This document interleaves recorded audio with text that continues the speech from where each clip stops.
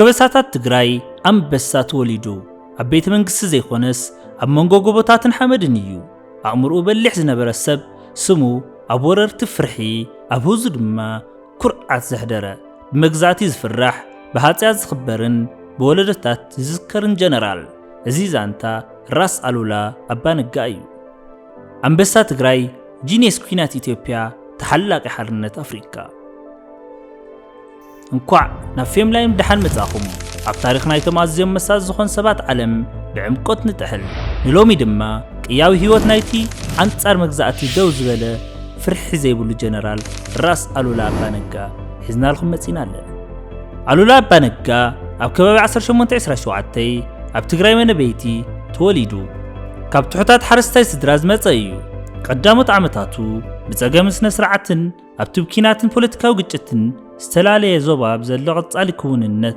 هلاو استغرص እዩ علولا ገና ብንእስነቱ ዘደንቕ ብልሕነ መራርሓና ርእዩ ንፉዕ ተዓዛቢ ቁልጡፍ ተማሃራይን ተፈጥራዊ ስትራቴጂስትን ነይሩ ኢትዮጵያ ናብ ተወዳደርቲ ክልላትን ጎይቶት ኩናትን ኣብ ዝተበታተነትሉ እዋን አሉላ ብውርሻ ዘይኾነስ ብተውሁበን ጀግንነትን ታክቲካዊ ብልሕን ተላዒሉ አሉላ ወታደራዊ አገልግሎቱ በመሪሕነት ራስ አርአያ ድምጹ ድሒሩ ድማ ሃጽ ዮሐንስ ራብዓይ ከም እግረኛ ወታደር ጀሚሩ ግን ቀልጢፉ በመስራዕ አቢሉ ደይቡ ማዕርግ ስለዝነበሮ ዘይኮነስ ራእይ ስለዝነበሮ እዩ ናይ መምራሕ ናይ ምልዓልን ምቅላስን ክእለት ነበሮ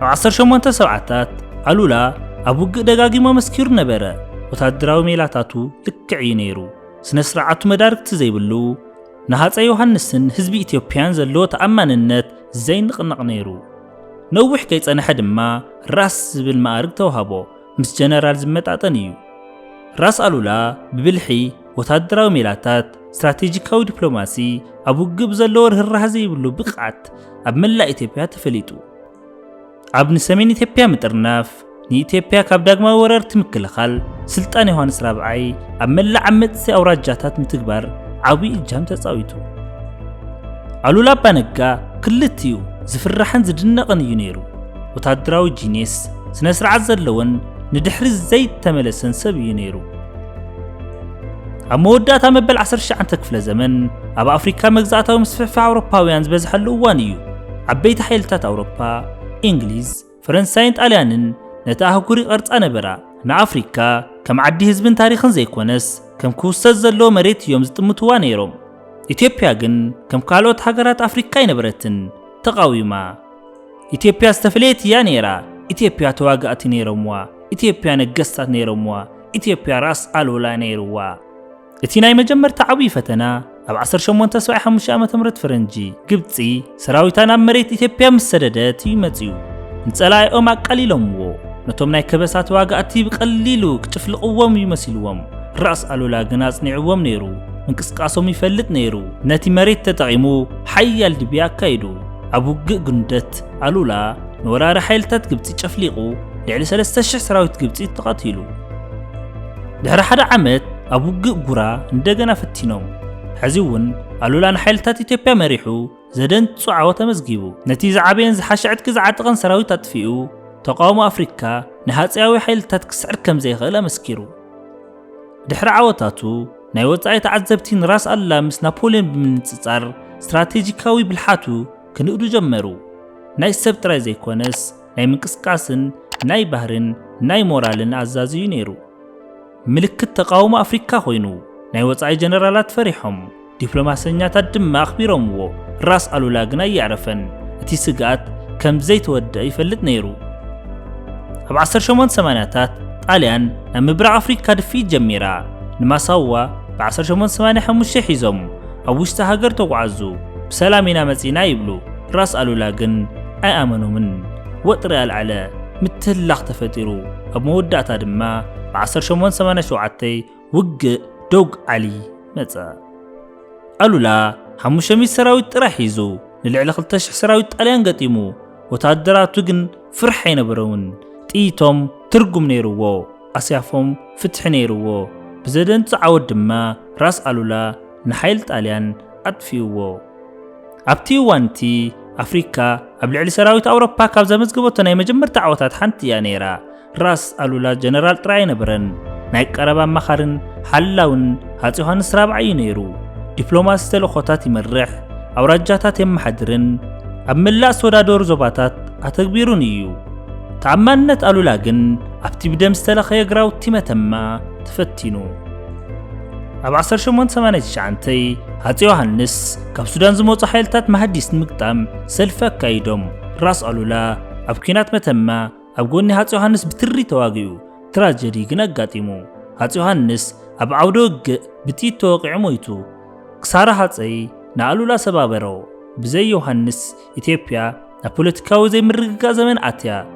ኣሉላ ዋላ እኳ ገና ሓያል እንተኾነ ንባዕሉ ግን ኣብ ዝተኸፋፈለ ህዝቢ ረኸቦ። ዮሃንስ ምስ ኸደ ዳግማዊ ምኒልክ ሃፀይ ኮይኑ ተላዒሉ። ኣሉላ ንዮሃንስ እሙን ንምኒልክ ተጠራጣሪ እዩ ነይሩ። ምኒልክ ምስ ኣውሮፓውያን ውዕላት ከይፍርም ሰጊኡ፣ ሓቁ ድማ ነይሩ። ኣብ 1889 ምኒልክ ምስ ጣልያን ውዕሊ ውጫለ ፈረመ። ድሒሩ ናብ ኩናት ዘብፅሐ ውዕሊ ጣልያን ንኢትዮጵያ ሓለዋ ንገብረላ ኢሎም ምኒልክ ነዚ ኣባህላ እዚ ነጽግዎ።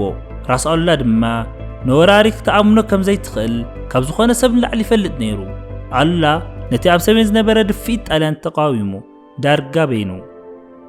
ኣብ 18 ሰዓታት ራስ ኣሉላ ገና ንጡፍ እኳ እንተነበረ ስልጣኑ ግን እናነከየ ይኸይድ ነበረ። ሓድሽ ፖለቲካ፣ ሓድሽ ሻሃፀያት፣ ሓድሽ ኪዳናት ንኢትዮጵያን ምክልኻል ዝነበሮ ኒሕ ግን ፈጺሙ ኣይሞተን።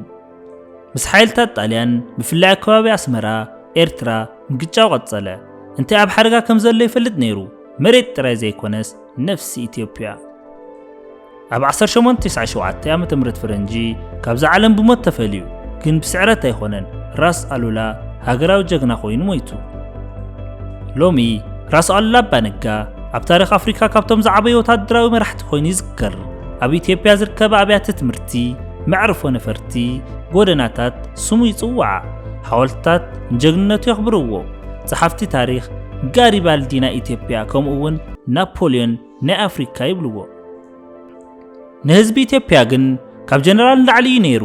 ምልክት ሉዓላውነት፣ ምልክት ተቃውሞ፣ ሓላዊ ህዝቡ፣ ሓቀኛ ወዲ ኢትዮጵያ እዩ ነይሩ።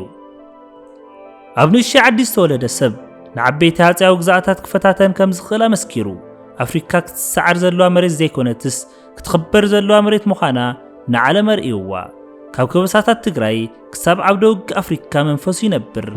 ናጽነት ኣብ ሓደጋ ኣብ ዝወደቐሉ እዋን ድማ ነፍሲ ራስ ኣሉላ ዳግማ ይትለዓል። ህይወት ራስ ኣሉላ ታሪኽ ጥራይ ኣይኮነን፣ መልእኽቲ እዩ፣ መዘኻኸሪ።